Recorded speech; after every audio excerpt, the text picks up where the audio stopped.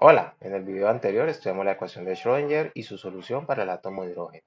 En este video estudiaremos la aproximación adiabática y la de Born-Oppenheimer para encontrar la solución de sistemas con múltiples partículas. Y vamos a empezar escribiendo el hamiltoniano para el átomo de hidrógeno en unidades atómicas, asumiendo la masa, la constante de Planck reducida igual a 1, así como la carga electrónica igual a -1. El hamiltoniano es la suma de las componentes de energía cinética y potencial, donde el operador de energía cinética es la ecuación de onda de Helmholtz, que incluye el laplaciano, y el operador de energía potencial lo describimos como la interacción de Coulomb, y que de forma simple lo expresamos como Z sobre R mayúscula, donde Z es el número atómico del núcleo y R es la distancia entre el núcleo y el electrón. Similarmente, para un sistema de n electrones, tenemos que el hamiltoniano es la suma de la energía cinética de cada electrón más la suma de energías de atracción entre el núcleo y cada electrón, más la suma de energías de repulsión entre los electrones del sistema. Y si lo comparamos con el hamiltoniano del átomo de hidrógeno, podemos generalizar como la sumatoria de la energía cinética de los n electrones sumado a la energía potencial de repulsión entre cada electrón y el núcleo, que podemos agrupar en el operador H minúscula, que sería equivalente al hamiltoniano en el átomo de hidrógeno para cada electrón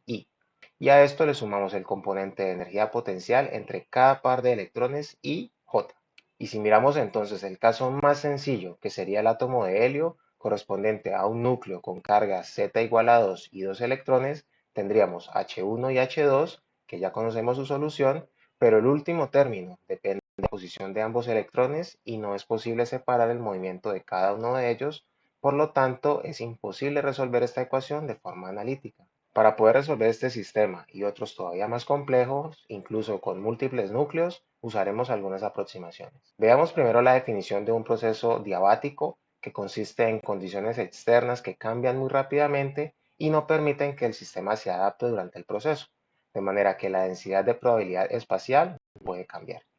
De otro lado, tenemos que en un proceso adiabático, las condiciones externas cambian gradualmente y por lo tanto es posible que el sistema adapte su configuración, con lo que la densidad de probabilidad es modificada por el proceso. Y de esta forma, cuando hablamos de una aproximación adiabática, estaremos haciendo alusión a una separación entre escalas de tiempo para resolver la ecuación de Schrödinger y encontrar soluciones aproximadas para los grados de libertad que definimos,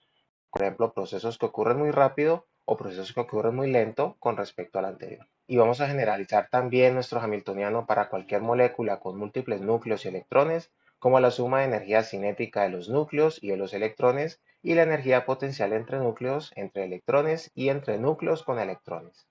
Vamos a emplear también la aproximación de Born-Oppenheimer, que parte de la propuesta de Max Born y Robert Oppenheimer en 1927, que asume la posibilidad de tratar por separado la función de onda del núcleo y la de los electrones, pues estos son mucho más livianos. Así que escribimos el hamiltoniano efectivo para los electrones, que está compuesto por la energía cinética de cada uno de ellos en el sistema y las componentes de energía potencial entre pares de núcleos, electrones y entre electrón-núcleo, donde la posición de los electrones la denotaremos con una R minúscula y la de los núcleos con una R mayúscula.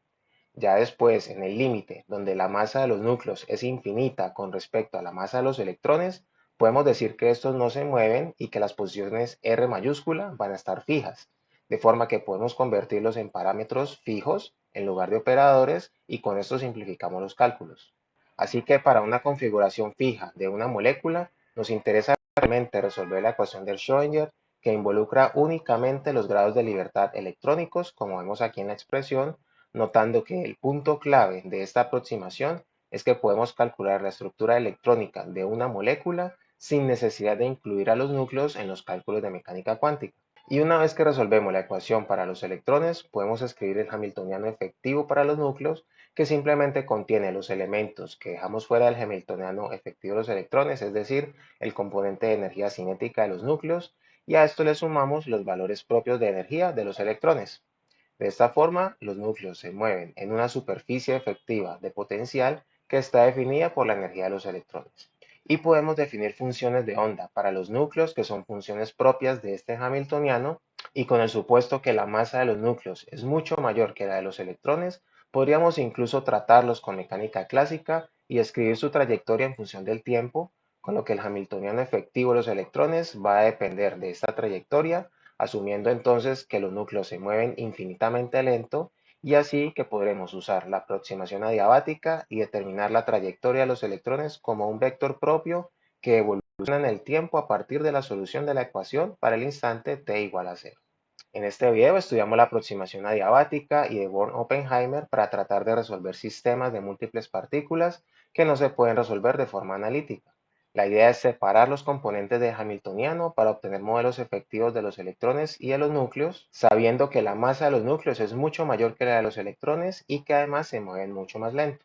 Eso nos sirve para poder obtener la estructura electrónica de un sistema congelando de alguna manera los núcleos, aunque luego podemos estudiar la dinámica de este sistema a partir de los vectores propios que obtenemos al solucionar la ecuación de Schrödinger en un instante inicial de tiempo. En el siguiente video estudiaremos los números cuánticos y los orbitales atómicos. Saludos.